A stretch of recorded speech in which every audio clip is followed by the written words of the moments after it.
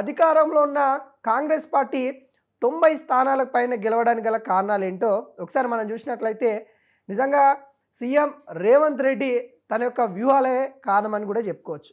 ప్రధానంగా కారణం ఏంటంటే కాంగ్రెస్ పార్టీ అధికారంలో ఉండడం ఒక కారణం, సీఎం రేవంత్ రెడ్డి తన వ్యూహాలు మరో కారణం, మరియు మంత్రుల యొక్క ప్రణాళిక, మంత్రుల యొక్క మంత్రుల యొక్క హార్డ్ వర్క్ ఈరోజు ఫలించిందని కూడా చెప్పుకోవచ్చు. తెలంగాణలో కాంగ్రెస్ పార్టీ అధికారంలో రావడానికి చాలా కష్టపడింది. 10 సంవత్సరాల పాటు ప్రతిపక్షంలో ఉండి ఇటు నేతలు కరువైనప్పటికీ అనేక ఇబ్బందులు, ఒడిదుడుకులు కాంగ్రెస్ పార్టీ ఎదుర్కొని మరియు ఇటు బీఆర్ఎస్ పార్టీ తెలంగాణ భావజాలంలో అప్పుడు టీఆర్ఎస్ పార్టీ అని ఏర్పడిన పార్టీని మరియు ఇటు ఇంటికి పంపించేసి అధికారంలోకి రావడానికి మరి చాలా కష్టపడింది. ఆ కష్టపడిన కాంగ్రెస్ మరింత కష్టంతోనే మరింత గెలవాలనే దిశతో మళ్ళీ ఒకసారి గెలుపును రుచించిందని కూడా మనం చెప్పుకోవచ్చు.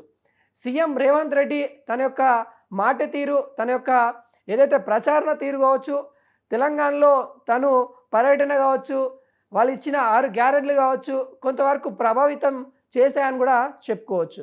అదేవిధంగా హైకమాండ్, కాంగ్రెస్ హైకమాండ్ కూడా ఇక్కడ ఒకసారి మనం మాట్లాడుకోవాలి. కాంగ్రెస్ హైకమాండ్ కూడా జిల్లాల వారీగా మంత్రులని ఇన్ఛార్జీలుగా నిలబెట్టింది. ఏ జిల్లాలో ఎక్కడ గెలుస్తాం, ఎక్కడ ఓడిపోతాం వాటిపైన మంత్రులని సమీక్ష అడిగింది. మరియు ఎక్కడైతే మనం బలహీనంగా ఉన్నామో, ఎక్కడైతే బలంగా ఉన్నామో ఆ స్థానాల మీద ఫోకస్ చేయాలని కూడా చెప్పింది. ఈ నేపథ్యంలో మంత్రులకి వాళ్ళ యొక్క హార్డ్ వర్క్, అంటే వాళ్ళు చేసే హార్డ్ వర్క్ ఎంత ఉంది అనేది కూడా ఈ రిజల్టే ఒక కొలమానినని చెప్పింది. ఈ నేపథ్యంలో కాంగ్రెస్ మంత్రులు ఎవరైతే ఉన్నారో వాళ్ళు సీరియస్గా తీసుకున్న పరిస్థితి కనబడతా ఉంది. వాళ్ళు సీరియస్గా తీసుకొని ఖచ్చితంగా గెలవాలి, ఖచ్చితంగా పార్టీని గెలిపించాలి, హైకమాండ్ కాడ మా మంత్రి పదవి మరి కొంత ఇబ్బంది అయ్యే సూచనలు కనబడతా ఉన్నాయి, ఒకవేళ గెలిపించకపోతే మేము తక్కువ వర్క్ చేసినట్టు అయిపోతామని కొంత హార్డ్ వర్క్ చేశారు మంత్రి మండలిని కూడా చెప్పుకోవచ్చు. ప్రతి ఒక్కరు కూడా వాళ్ళ యొక్క హార్డ్ వర్క్ అనేది కూడా ఇక్కడ తెలుస్తూ ఉంది. ఎందుకంటే మామూలు విషయం కాదు. 116 మున్సిపల్ స్థానాల్లో 90కి పైన గెలవడం అని అంటే ఇది చిన్న విషయం కూడా కాదు.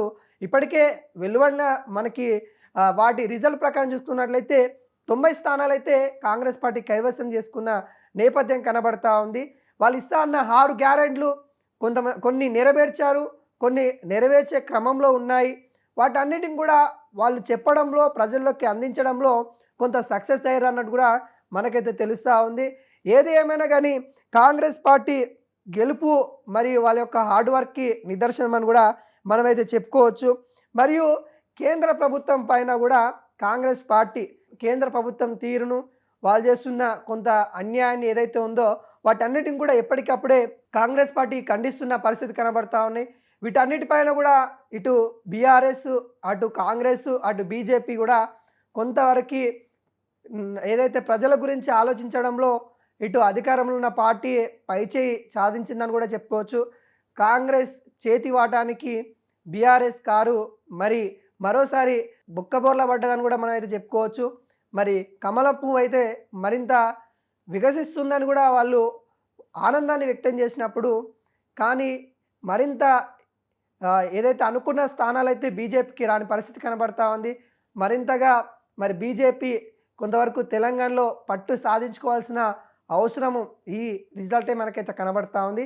ఏది ఏమైనా కానీ తెలంగాణలో ఉన్న ప్రజలు అధికారంలో ఉన్న పార్టీకే మొగ్గు చూపడం, అధికారంలో ఉన్న పార్టీకే జై కొట్టడం కూడా కాంగ్రెస్ పార్టీ కూడా వాళ్ళ యొక్క విజయానికి నాంది పలికిందన్నట్టుగా వాళ్ళు సంబరాలు అంబరాలు అంటుతూ ఉన్నాయి.